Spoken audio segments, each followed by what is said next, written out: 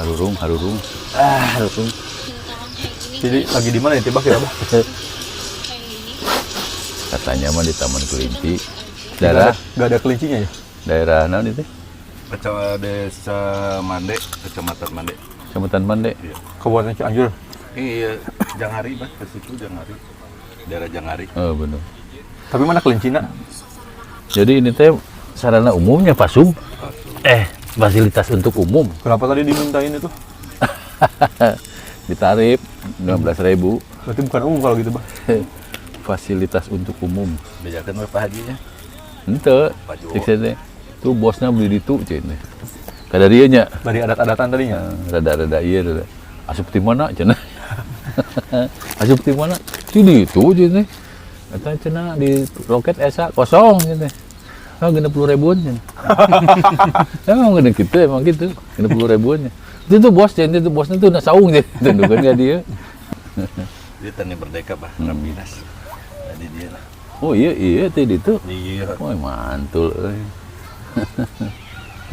stok rokok masih banyak. Siap, jadi gimana Bah? Jadi para penonton sekalian, nih kalau kebetulan videonya lewat, nah, kebetulan saya ini berkumpul dengan rekan-rekan para pengurus Tani Merdeka Indonesia DPD Kabupaten Cianjur. Dewan Pimpinan Daerah.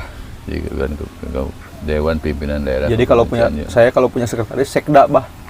Sekretaris daerah. Sekretaris daerah. Bukan sekjen di pusat. Jadi ketuanya Ketuanya belum definitif ya. belum. Pelantikan Bah. Oh, jadi sementara untuk Bahasan sementara. Sementara kita caretaker. Oh, caretaker ya. Jadi definitifnya nanti setelah pelantikan Ya, ya. definitifnya nanti setelah pelantikan. Yang melantik Jawa Barat. Yang melantik nanti bisa Jawa Barat, bisa DPN. SK dari DPN. Nanti kalaupun memang Jawa Barat yang melantik berarti ditugaskan oleh DPN. Pelantikan mah seremoni ya. Seremoni. Dan kan yang sah nama ini ya. Lembaran SK Iya, kan SK itu. gitu. Hari ya bisa jadi nanti ada seremoni di Jawa Barat ya. Iya. Itu rencananya kapan tuh untuk Sementara kita belum ada rencana. Belum Bang, ada untuk- informasi ya? Belum ada informasi. Adapun kita pengajuan SK sudah. tapi nggak apa-apa nih biar teman-teman khususnya orang Cianjur nih. Untuk sementara caretakernya siapa? Kang Hasan Ya, sebagai saya ketua. Sebagai ketua. Terus Kang sekretarisnya Agi sebagai bendahara, sekretarisnya Kang Wowo Firmansyah. Kang Wowo Firmansyah. Bukan Wowo ini ya. Ini Wowo senior bagian ngawal. oh iya dan Iya. teman-teman Iya, gitu. ke bawahnya belum di itu ya. Jadi- Jadi nanti bentuknya seperti apa itu? Jadi- pengorganisasiannya. Pertama perlu diketahui ya bahwa walaupun kita sudah banyak bergerak ya Bah ya atas nama Tani Merdeka di Kabupaten Cianjur, sebetulnya kita belum pede Bah, belum pede dalam artian tadi itu kita belum dilantik. belum. Tetapi selama itu menjadi nilai-nilai kebaikan, membawa Iya, nilai iya, kebermanfaatan, kemaslahatan, termasuk kemarin kita bisa mendelegasikan Rapimnas Iya, di momen Rapimnas karena apa? Karena kita sudah masuk draft kepengurusan ke Dewan Pimpinan Pusat, hanya tinggal menunggu waktu saja. Draft kepengurusan. Nah, kita untuk dilantik. Secara pengorganisasiannya ya kita pertama pembentukan di tingkat DPD itu ternyata di Kabupaten Cianjur secara historis sudah cukup panjang, Bah. Mungkin Kang Agi lebih tahu proses sejarah Tani Merdeka datang ke Cianjur bagaimana, Pak Acep juga lebih tahu mungkin. Oh gitu. Pertama, sudah ada beberapa orang Bah yang mau didaulat menjadi ketua itu. Karena Tani Merdeka ini organisasi yang baru dibentuk sehingga belum ada istilah demokratisasi ya, belum ada pilihan dan lain sebagainya. Maka penunjukan jatuhnya. Ya, nah, ya, sudah banyak orang rentetan yang ditunjuk, Bah, di Oh. Kabupaten Cianjur ini. Ya tidak bisa disebutkan lah ya satu persatunya. Betul. Entah apa yang menjadi Jadi ini tuh dari setahun yang lalu atau dari setahun yang lalu. dari 2024 ya? Iya, dari 2024 itu. Semenjak Semenjak Pilpres. bukan yang di Semarang itu. Yang Oh iya, Kongres. Kongres ya. Semenjak Kongres itu sudah ada beberapa orang Mhm. yang didaulat menjadi Ketua. ketua DPD di Cianjur. Kan tetapi karena entah itu ketidaksiapan atau Mungkin- apalah, mungkin- kayak yang saya tahu beberapa waktu ke belakang itu Mhm. ada Mhm. orang tua kita lah ya di Kabupaten Cianjur, Pak Asep Suswanda Mhm. diamanahi untuk membentuk ketua. Tani Merdeka di Kabupaten Cianjur dan beliau didaulat menjadi ketua. Nah, selang beberapa waktu beliau ditarik ke DPW Jabar. Karena beliau juga akses dan jejaringnya juga luas. Kemudian juga secara aksesibilitas beliau itu mobilisasinya juga cukup luar biasa.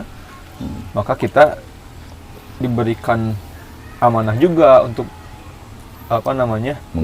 mengurusi lah, mengaktifasi lah Tani Merdeka yang sudah beliau rintis di Kabupaten Cianjur. Begitu Bah secara historinya, Bah. Jadi untuk peletakan dasar-dasarnya dari Kang Asep itu ya. Itu kalau saya pribadi ya. Kalau Kang Agi dan Pak Acep Kang Agi bisa nambahin. Ya, sama sih. Komplitkan. Sama sih, yang Pak. terlupakan. Historinya hampir sama Pak Ketua kita. Karena pada dasarnya dari tahun-tahun kemarin mungkin Tani Merdeka datang ke Cianjur, tapi banyak yang ketidaksiapan dan akhirnya dibentuk oleh Pak Asep gitu. Dan Pak Asep mendaulat Pak Hasan menjadi ketua dan alhamdulillah dan kawan-kawannya. Iya, dan alhamdulillah sekarang berjalan dengan baik. Dukungan Pak Wowo juga ya. Luar biasa ini Luar biasa. pasukannya dikerahkan sama beliau. Iya. Saya juga akan dapat informasinya dari Bapak ini. Iya. Langsung telepon Tani Merdeka.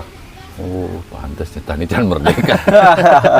Iya, secara merdeka kita Ya, secara filosofi kan tani itu mengartikan bahwa negara kita ini sebagai negara agraris ya.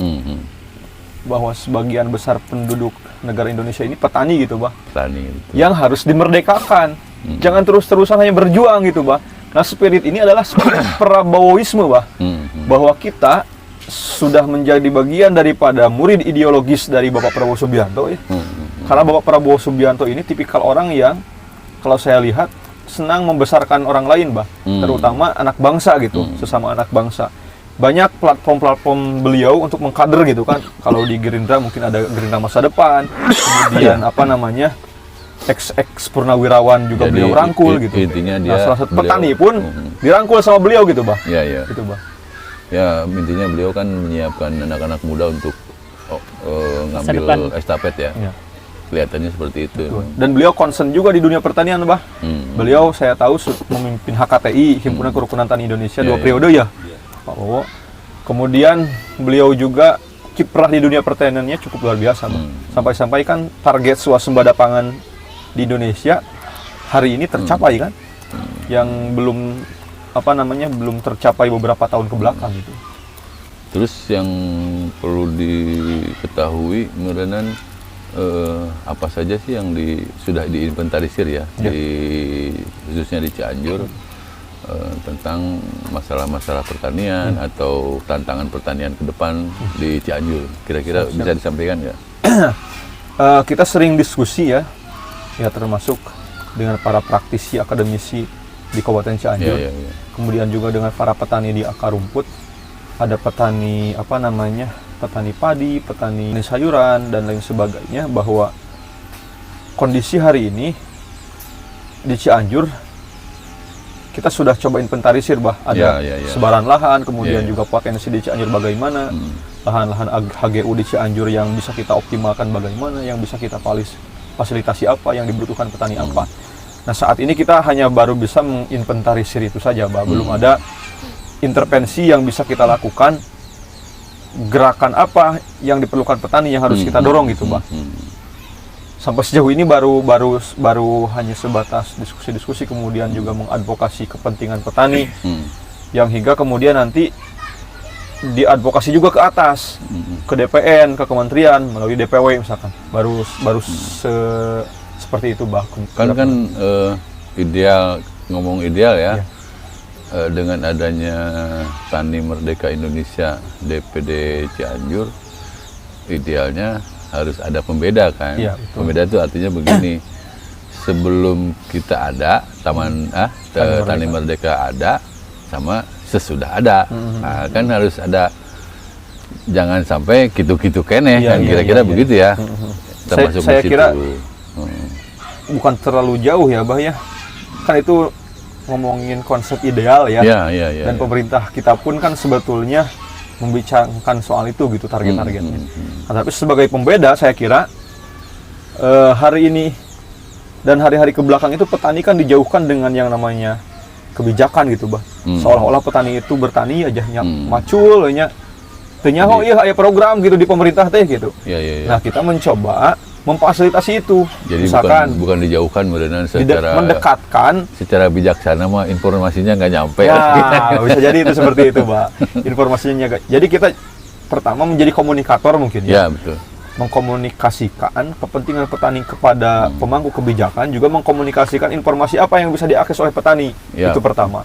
Kemudian yang kedua, kita menjadi integrator, Bah. Apa itu integrator? Integrator itu adalah mengintegrasikan, Bah. Kepentingan-kepentingan itu tidak bisa satu pihak saja bergerak. Petani tanpa kebijakan nggak akan dapat tuh pupuk subsidi. Petani tanpa kebijakan nggak akan dapat tuh apa namanya yang berkualitas misalkan. Petani Harga jual. tanpa kebijakan nggak akan ada tuh akses pasar yang luas misalkan. Nah, itu bagaimana caranya kita Tani Merdeka bisa mengintegrasikan itu. Tentunya kita bareng-bareng ya, kita bareng bersama. Hadir membantu petani. Kemudian yang ketiga, sebagai pembeda, analisa saya gitu ya, Bang. Sebagai akselerator. Apa itu akselerator? Akselerator itu adalah percepatan, Bang. Iya. Percepatan artinya, misalkan hari ini Bapak Presiden Prabowo sudah menerbitkan impres tentang harga gabah 6.500. Nah, gimana caranya ini secara cepat sampai ke masyarakat? Nah, setelah terbit impres itu masih ada harga gabah yang di bawah itu misalkan. Nah, gimana caranya para petani tahu soal itu? Nah, ada yang dibeli 5.500 Iya. gitu kan. Meskipun memang ya 6.500 itu sebetulnya setelah didalami ternyata harus dengan kualitasnya juga. Ya, nggak bisa beras Jadi pandan emang wangi untuk- misalkan di harga 6.500 ya di atas itulah. Artinya impres itu menjadi harga patokan dari pemerintah. Kalaupun memang gabahnya bagus, kualitas padinya bagus, dijual menjadi 8.000 ya gak apa-apa. Kalaupun memang ada pasarnya kan begitu ya, Bayan. Nah, harga 6.500 ini menjadi batasan. Iya. Yang penting tidak ada yang menjual di bawah itu ya. Kecuali mungkin berasnya ya padinya padi yang apa namanya? Ya, di pada bawah kenyataannya kualitas. memang masih ada sih di Iya. bawah 6.500 dan tadi teh merenang Kualitas menyangkut gabah. kualitasnya. Kayak ya di berbagai tempat lah saya masih dengar gitu. Jadi kadang-kadang biasanya kan petani alirannya ke Tengkulak ya. Iya, betul. Nah, Tengkulak kadang-kadang ngeluh tuh dengan dikasih harga 6,5 biasanya gitu. Ini masih belum mulus lah gitu, belum mulus semuanya gitu. Tapi alhamdulillah dengan hadirnya impres tersebut, jadi petani bisa sejahtera, Bah. Ya, jadi kalau menurut saya sih walaupun belum merata ya, Iya, walaupun tapi belum kan merata. informasi Proses ini udah nyampe ke bawah. para petani, mereka udah dapet patokan lah gitu. Tahun-tahun yang lalu mah kan sampai ke ada yang beli Tengkulak itu beli 450, 400 gitu, Bah. Ya, memang. Alhamdulillah, sekarang mah nggak ada yang berani 400.000 karena emang sudah tahu. Tapi menurut Abah, Bah, ukuran sejahtera itu gimana, Bah?